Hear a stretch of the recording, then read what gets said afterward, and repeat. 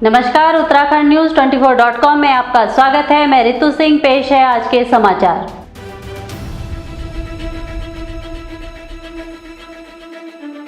ग्यारह और 12 जून को हरिद्वार में होगी विहिप की बैठक। देश के शीर्ष 300 से अधिक संत और महात्मा होंगे शामिल। विश्व हिंदू परिषद के केंद्रीय मार्गदर्शक मंडल की बैठक 11 और 12 जून को निष्काम सेवा ट्रस्ट भूपतवाला में होगी। इसमें देश के शीर्ष 300 से अधिक संत और महात्मा शामिल होंगे। ज्ञानवापी, कुतुब मीनार और ताजमहल पर उठे विवाद के बीच होने वाली बैठक को महत्वपूर्ण माना जा रहा है। मार्गदर्शक मंडल बैठक के लिए विश्व हिंदू परिषद के राष्ट्रीय प्रवक्ता अशोक तिवारी शीर्ष संतों से संपर्क कर रहे हैं, जिसमें वह बैठक के मुद्दों और देश में चल रहे हालातों को लेकर संतों से फीडबैक ले रहे हैं। कुटुंब प्रबंधन, घर वापसी जैसे प्रस्तावित विषयों पर विचार मंथन होगा। उत्तराखंड के प्रसिद्ध लोक गायक किशन सिंह पंवार का निधन। देहरादून के एक अस्पताल में ली अंतिम सांस। उत्तराखंड के प्रसिद्ध लोक गायक किशन सिंह पंवार का देहरादून में निधन हो गया है। किशन सिंह पंवार उत्तरकाशी के राजकीय इंटर कॉलेज गंगोरी में चित्रकला के शिक्षक रहे हैं।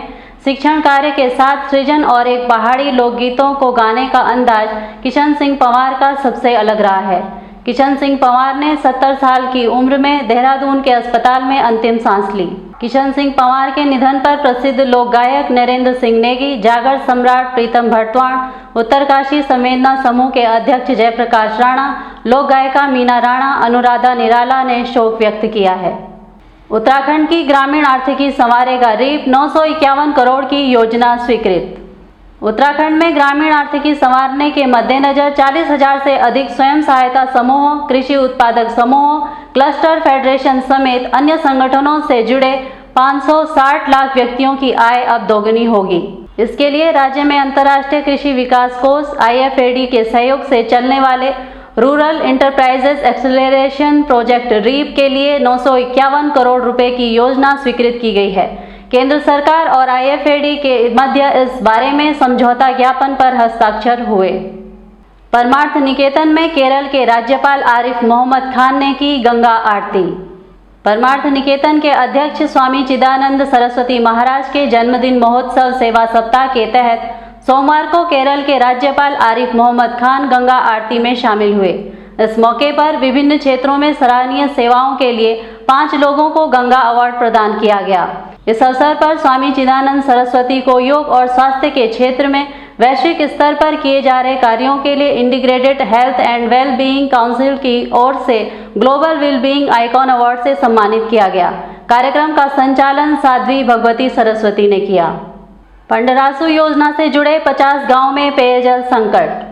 यमकेश्वर प्रखंड के अंतर्गत संचालित होने वाली हेवल नदी पुंडरासु योजना से जुड़े 50 गांव में एक सप्ताह से पेयजल संकट गहरा गया है।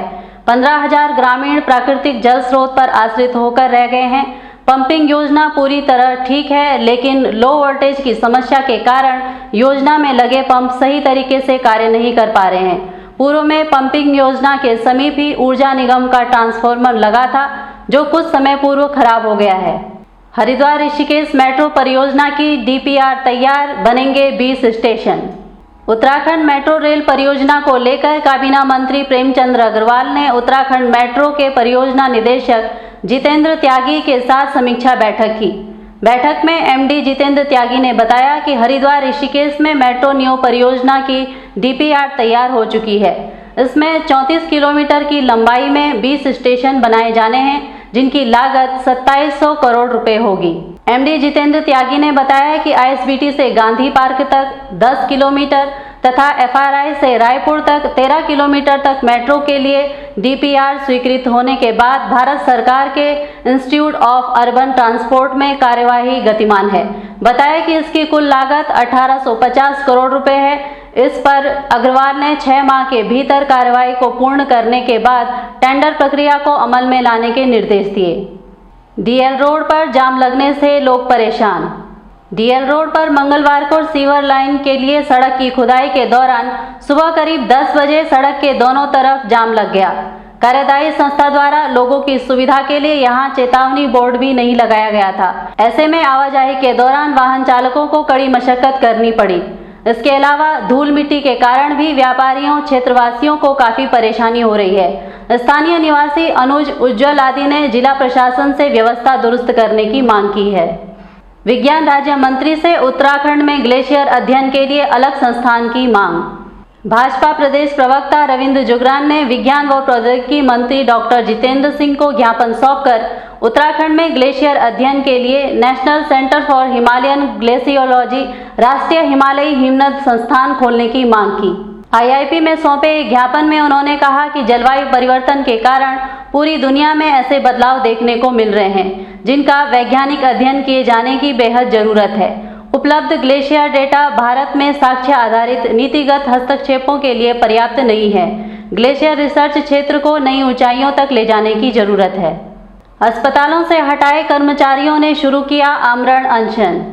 अस्पतालों से हटाए गए कर्मचारियों ने मंगलवार से एकता विहार धरना स्थल पर आमरण अनशन शुरू कर दिया है। जिला सचिव उधम सिंह नगर, शुभम अरोड़ा, प्रदेश मीडिया प्रभारी राम अनशन पर बैठे हैं। उपनल और पीआरडी से उनकी बहाली प्रक्रिया शुरू नहीं होने से उनमें आक्रोश है। शाम को वह सहस्त्रधारा चौक तक कैंडल मार्च निकालेंगे।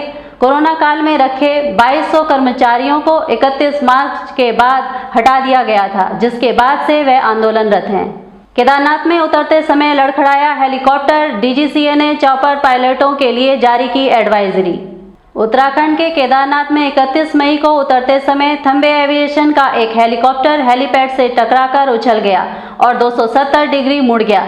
इसके बाद डीजीसीए ने हेलीकॉप्टर के पायलटों के लिए एक परामर्श जारी किया है। इसमें निर्देश दिया गया है कि जब कभी उतरने के दौरान पीछे से तेज गति हवा बह रही हो तो पायलट सावधानी बरतें। अधिकारियों ने सोमवार को यह जानकारी दी। डीजीसीए के अधिकारियों ने बताया कि डीजीसीए ने घटना की जांच शुरू कर दी है। बेटियों ने फिर लगाई लंबी छलांग। इंटर में 85.38% और हाई स्कूल में 84.06% छात्राओं ने मारी बाजी। बेटियों ने एक बार फिर अपनी बादशाहत बरकरार रखी है। उत्तराखंड बोर्ड के रिजल्ट में इस बार भी पास होने वाली छात्राओं की संख्या और उनका उत्तीर्ण प्रतिशत छात्रों से अधिक रहा है। हर जिले में छात्रों के मुकाबले छात्राएं ही अधिक संख्या में पास हुई हैं। हाई स्कूल में इस बार 1,27,895 विद्यार्थी शामिल हुए थे। उत्तीर्ण प्रतिशत में बेटियों का दबदबा रहा। छात्राओं का उत्तीर्ण प्रतिशत 84.06 रहा, जबकि छात्रों का प्रतिशत 71.12 रहा। इंटरमीडिएट में कुल 1,11,688 परीक्षार्थी शामिल हुए थे। यहाँ भी छात्राओं का प्रतिशत अधिक रहा। छात्राओं का उत्तीर्ण प्रतिशत 85.38 और छात्रों का प्रतिशत 79.74 रहा। इसी के साथ समाचारों को देते हैं विराम। जुड़े रहिए उत्तराखंड न्यूज़ 24.com के साथ। जय हिंद, जय उत्तराखंड।